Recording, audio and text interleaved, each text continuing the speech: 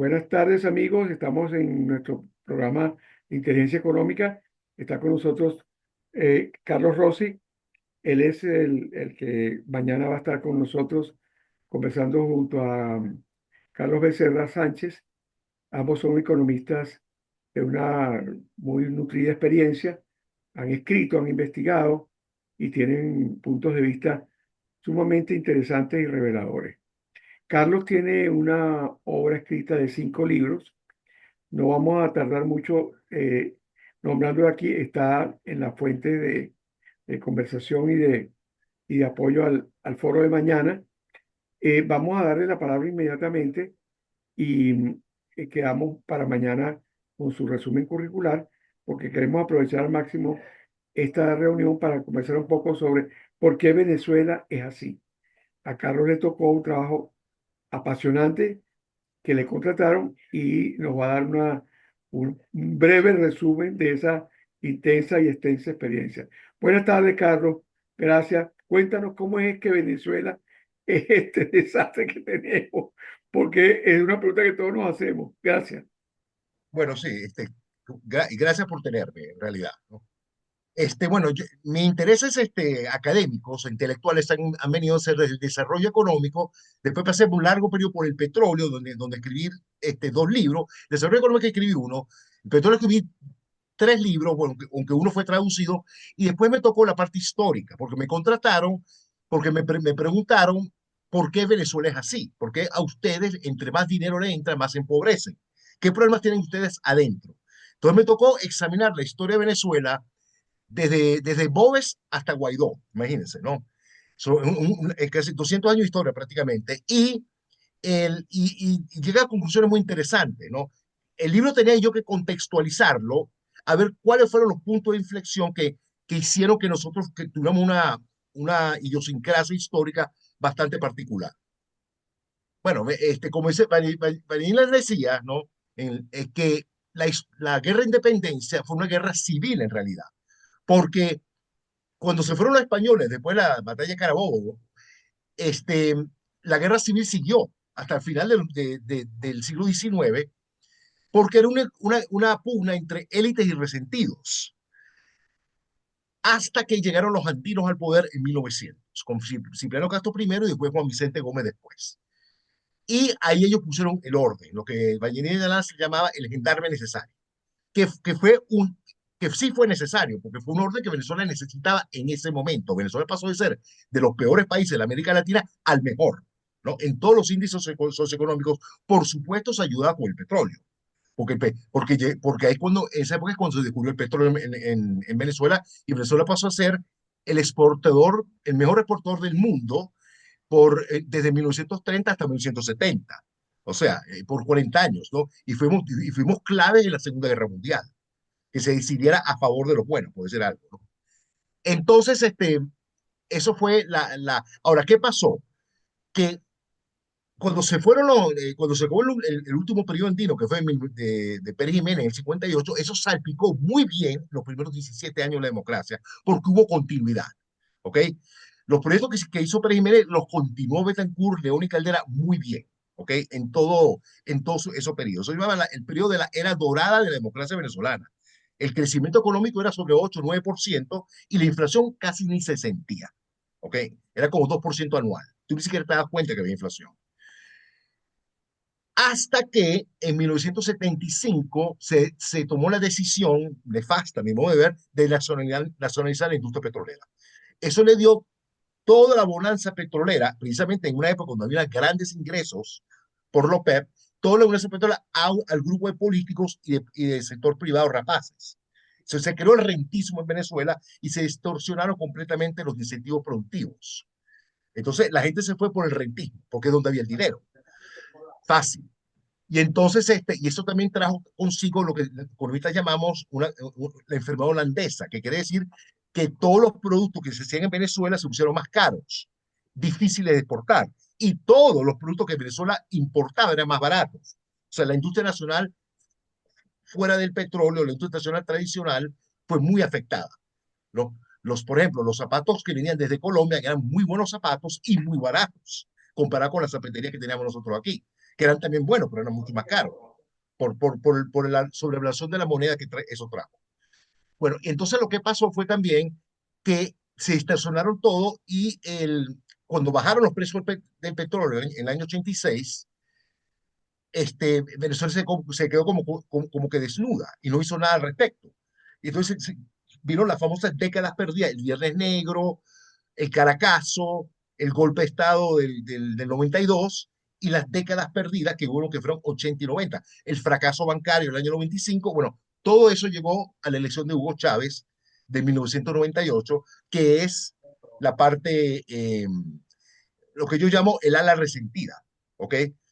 Y cuando los resentidos llegan al poder, no se va muy fácilmente. Yo creo que Estados Unidos está sufriendo lo mismo, pero por otras razones, ¿no? Con Donald Perdona Trump. que te haga una pregunta. Ajá, Has usado varias categorías importantes. Rentismo, resentidos y élite. ajá. Eh, Trata de ver hacia este lado, o no sé cómo está el teléfono tuyo, para que tus ojos me vean, porque eso es importante en Ok, este ok. tema, en Tengo este a este tema. lado, Ok, ok. ok. Entonces, fíjate, vamos por élite y resentido serían, no exactamente, son prácticamente dos clases sociales, ¿no? Sí. Pero digamos que las dos tienen, de alguna manera, problemas con el Estado Nacional.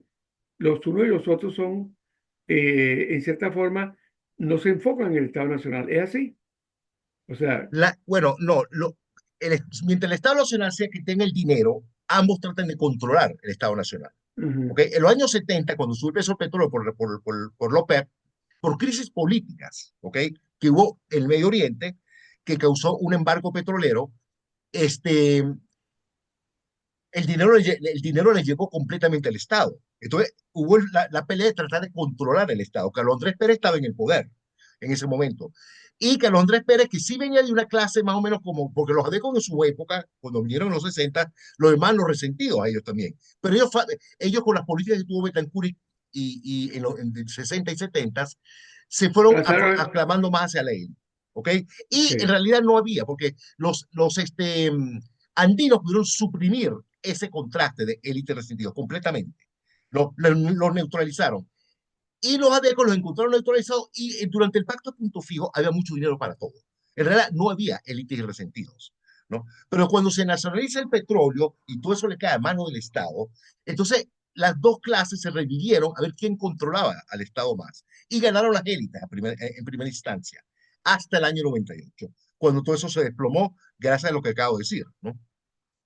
Ahora, por otro lado, ¿no? El rentismo es la renta, o como lo definió David Ricardo, un economista del siglo XIX, la renta extraordinaria que hay, ¿ok? Que es por pura suerte. Tú no produces esa renta, tú la capturas, porque los precios subieron internacionalmente. Eso es por pura suerte, que le cayó ese dinero a Venezuela. Y eso fue, porque hay mucha gente que dice, por ejemplo, que yo lo discuto con muchos economistas, que el petróleo no se sembró, como decía Arturo Repietri. Señores, el petróleo se sembró bastante, ¿no?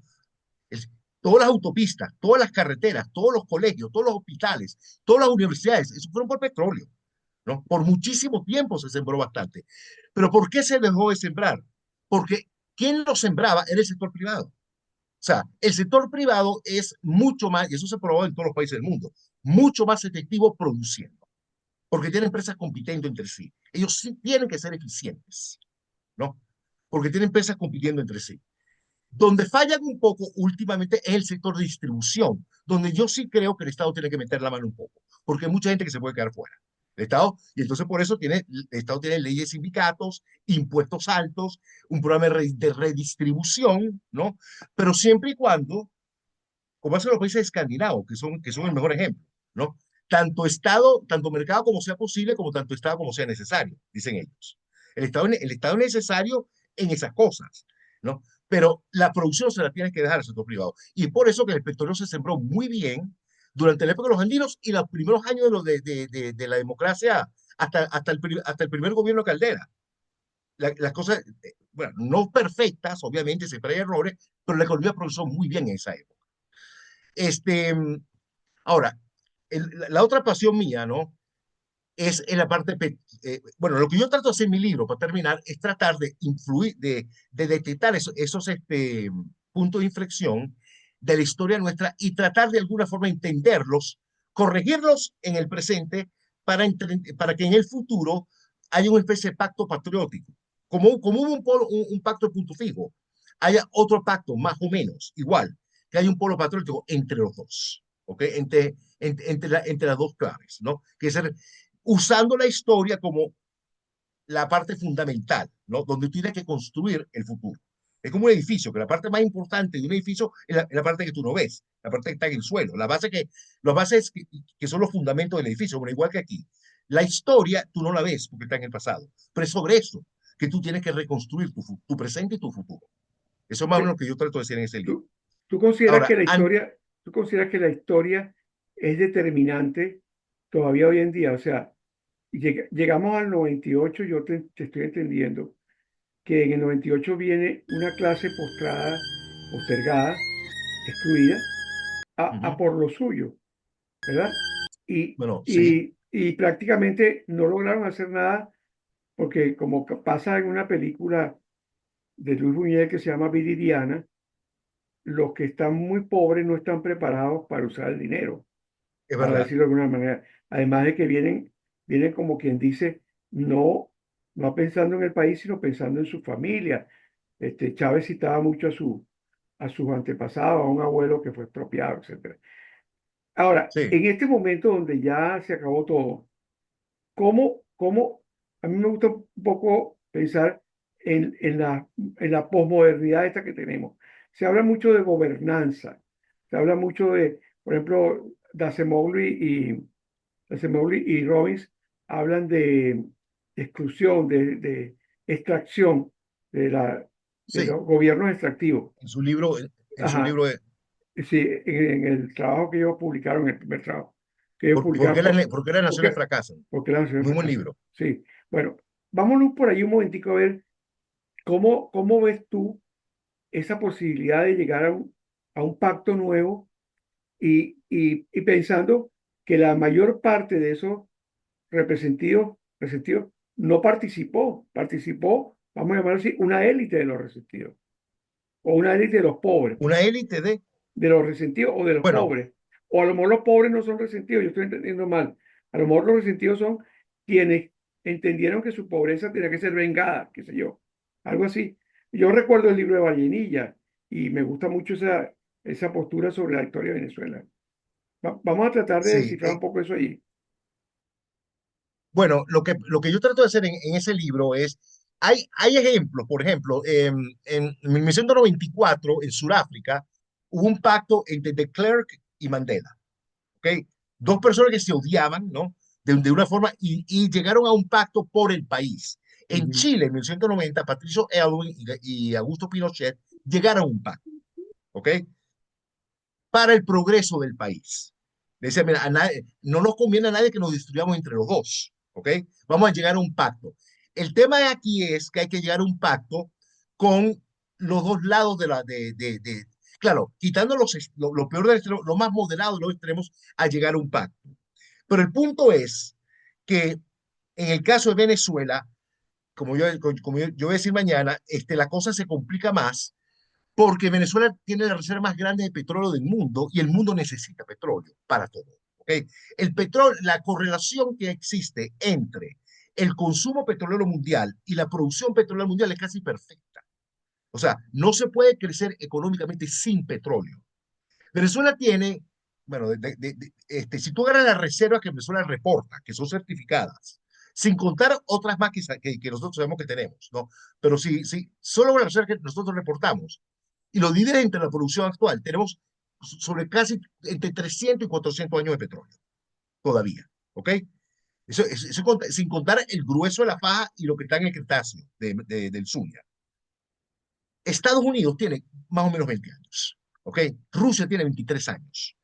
Claro, es posible que ellos no estén contando todo lo que tienen.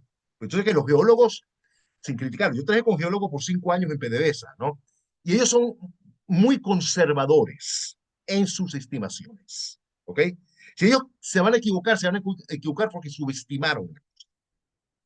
Y además que las reglas te dicen aquí que tú solo puedes publicar las reservas probadas que tienes. Las probables, porque tú no las puedes publicar, aunque tú sepas que estén ahí, ¿no? Pero no las puedes publicar porque no las has probado que están ahí. Entonces, quiere decir que ellos, a lo mejor Estados Unidos tienen más petróleo de lo que ellos mismos están diciendo. Pero no es mucho más de 25 años, dice la gente. Entonces, obviamente, están viendo, a veces yo me siento, le digo a mis estudiantes, que somos como una cebra, ¿no? Rodeada de una manada de leones, ¿ok? Precepto que no es una manada de leones, son varias manadas de leones, ¿ok? Los rusos están interesados, la Comunidad Económica Europea, ellos importan el 97% del petróleo que consumen. No han crecido nada desde la crisis del 2008, prácticamente. Ni siquiera han recuperado su nivel que tienen antes del COVID, ¿ok? Su crecimiento es siempre menos de 1%. Y eso no es estable. ¿Por qué? Porque necesitan petróleo y el 97% del petróleo lo tienen que importar desde afuera. Y Asia tampoco, Japón y Corea del Sur están creciendo ya, porque ellos necesitan petróleo. China un poco más, pero China quema mucho carbón, es lo que hace China. Eso, una de las ventajas, la gente habla de que China tiene la ventaja comparativa, y China e India, de la ventaja comparativa de tener sueldos muy bajos. Eso es verdad, pero también tienen otra ventaja comparativa, que ellos no le paran para nada las leyes ambientales. Ellos queman carbón hasta decir basta. La ciudad más contaminada del mundo está en esos dos países. Y Entonces, eso le facilita a ellos la guerra. las ventajas competitivas serían en este caso, en el caso de ellos, de esos dos países, no serían exactamente esos salarios bajos por debajo de la Organización Mundial del Comercio y de las reglamentaciones que hay de la Organización Mundial del Trabajo. No serían, Sí. digamos, ventajas. Aparte de que ya la tecnología, tanto en China como en India, creo que no está exactamente atrasada, ¿eh? No, no, para nada. Ellos han mejorado muchísimo. Ve, China le está pasando lo que le pasó a Japón en los 60, que la gente se burlaba de los carros japoneses, de las cámaras fotográficas, de los relojes, y ¿quién se está burlando ahora? Ellos hacen lo mejor de eso. Bueno, a China, ¿no? Le está pasando lo mismo, hace excelentes teléfonos celulares, hacen excelentes carros en este momento. O sea, han avanzado mucho con el tiempo, ¿no? Ellos tienen gente con salario bajo, pero tienen ingenieros muy buenos también allá. Y además tienen de dónde escoger. Más de Bueno, 1.300 millones y de personas tienen ellos. crear una clase media de 300 millones, ¿no? Sí, exactamente. Sí, mira, Entonces, es pero una guerra comercial que hay, sí, ¿no? sí. Entonces, por ejemplo, el tema está, ¿no? Venezuela está en el medio de una parte geopolítica interesante, porque, como yo le digo a un amigo mío nicaragüense, mira, vale, yo ese te envidio, tipo, tú no tienes nada. O sea, nadie te está mirando a ti, porque lo que tú tienes, que es café, algodón, azúcar y ron, bueno, eso lo tiene todo el mundo. O sea, nadie está presionando, pero a mí sí, ¿entienden? A los venezolanos sí la están viendo. Entonces están, este, bueno, eso lo vamos a hablar mañana, ¿no? La política de Trump es de máxima presión a Venezuela en este momento. Vamos a eso para Porque, mañana. Vamos a terminar vamos a hoy eso para con mañana. una cosa. ¿Cómo ves tú eh, de, a las puertas de un posible cambio político en Venezuela? ¿Cómo ves tú la posibilidad de que en ese cambio político se encamine una especie de reencuentro que elimine esa tensión entre élites y resentidos que ya casi no existe porque casi que no Sí, hay ni élites, ¿no? Eh, ¿Cómo ves tú esa posibilidad? Porque aquí a los economistas nos cuesta mucho ver la política, pero ¿cómo ves tú esa posibilidad dentro de lo que has estudiado y observado con tu estudio de historia? yo lo que creo es que si no hay una presión externa, eso no se va a dar. Pero si hay una presión externa fuerte, el gobierno va a estar obligado, ¿no? A extenderle la mano. Y también del otro lado también. Los dos quieren extenderse la mano. Pero hay personas, por ejemplo, que no se pueden ver la cara. Ese es el tema. O sea, yo no veo a María Corina Machado sentada en la misma mesa con Delcy Rodríguez, o con Valera, o con Jorge Rodríguez tampoco, ¿no? O sea, si se une la parte más moderada de cada uno de los dos lados, ¿no? Sí se puede llegar a un acuerdo de cogobierno, ¿ok? Porque las multinacionales, y yo lo vi cuando estaban los usos venezolanos de hidrocarburos, con mis propios ojos. Las multinacionales no quieren quemarse en Venezuela. Ellos saben que Venezuela tiene muchísimo petróleo, pero saben que para producir ese petróleo necesitan miles de millones de dólares de inversión de esas mismas multinacionales, que además de tener los dólares, tienen el personal, que Venezuela lo perdió después de la huelga petrolera, y tienen también el capital, o sea, el capital de Y, maquinaria. y además Entonces, los mercados, y los mercados, para que ese dinero entre en Venezuela, no va a entrar con un gobierno que los expropió, que les quemó los contratos, que nunca les pagaba las deudas. Yo los veía sentados enfrente mío, la cara que ellos tenían cuando el gobierno no les pagaba las deudas, sabiendo ellos que al gobierno le está entrando mucho dinero, ¿no? Eso les ponía a ellos furiosos, obviamente, mm, ¿no? Y los tratan como si fueran el enemigo, cuando en realidad son compañeros, en realidad, ¿no? Ahora, esa actitud creo que ha cambiado en este gobierno, pero, pero simplemente no se van a arriesgar, ¿ok? A mí me han dicho, por ejemplo, la Exxon, alguien me lo dijo una vez, ¿no? Que mira, yo no invierto en Venezuela más a menos que tenga una base militar americana al lado mío, ¿entiendes, no? claro, Pues, porque simplemente no confío en ustedes, ¿no? Ustedes correcto. no son gente. Y eso es exactamente lo contrario de lo que era Venezuela en los años 40, 50, 60 y Muy 70. bien. Las multinacionales Oye, no tenían ningún problema, oye, ¿no? muy bien, vale. Muchas gracias. Te voy a cortar porque no quiero que se extienda mucho para cumplir un poco la regla de que la gente eh, eh, quiere programas que no sean tan extensos. La conversación está en su punto más interesante. Mañana la vamos a continuar y quisiera tener siempre la posibilidad de hablar contigo ante estas cosas que ocurren porque veo que te mantienes muy bien informado. Y, Muchísimas gracias y, por tenerme. Ahora, y mañana tú quieres hablar de la parte de Trump, de la economía mañana, de... yo quisiera mañana jugar a la posibilidad de que tú, que estás, digamos, más en el conocimiento de todo el tema petrolero y la economía internacional, te pongas quizás la cachucha de Trump, la cachucha de MAGA, Ok. pero, pero no porque estés de acuerdo con él, sino porque probablemente él no es solamente lo que la gente piensa, sino detrás de él hay algo más. O Él sea, tiene su lógica, él tiene una ¿entiendes? lógica. Vamos a llamarlo así. Tú vas a hablar de la lógica de Trump, que, Ok. no- que muchos economistas la rechazan porque se apegan mucho a su ortodoxia, a sus lógicas convencionales. Y la economía no es solamente lógica convencional. La Se paga economía mucho tiene, el sí, pasado de sí, Ronald Reagan, ¿no? exacto, Que sí. eso fue, ¿tú te acuerdas de Ronald Reagan? Él Claro, fue por muy bueno, supuesto. pero eso Sí, fue hace 37 sí, años. es Las cosas han verdad. cambiado. Claro, sí. Bueno, es que Reagan fue la contraparte de la Thatcher en Estados Unidos. Y detrás de ellos Sí. estaba, por cierto, Friedman, ¿no? Entonces, eso fue Él un se cambio. benefició, él se benefició mucho, Ronald Reagan.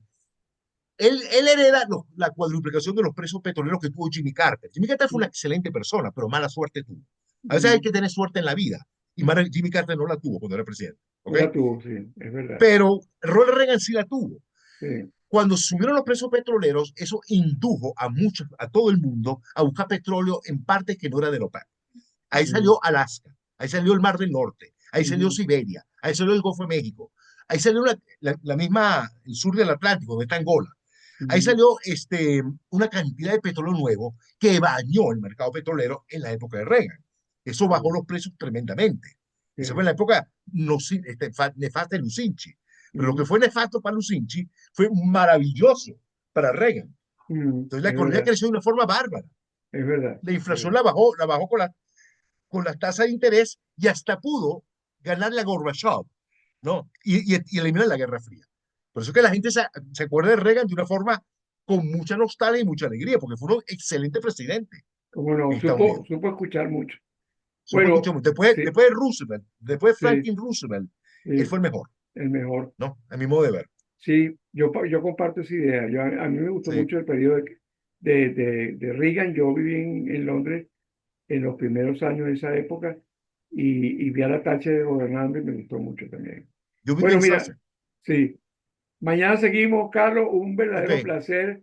Lástima que esta conversación esté limitada por las pautas de producción del canal, pero mañana seguimos y muy agradecido por todo lo que nos has dicho. Pues Muchas muchísimas gracias por gracias. Pues compartir. Mañana hablamos, que mañana me Ok. pongo la cachucha de Trump, la cachucha de Mega, si lo encuentro. ¿Ok? Mañana te la pones. Gracias, hasta luego. Ok. Hasta Bueno. luego.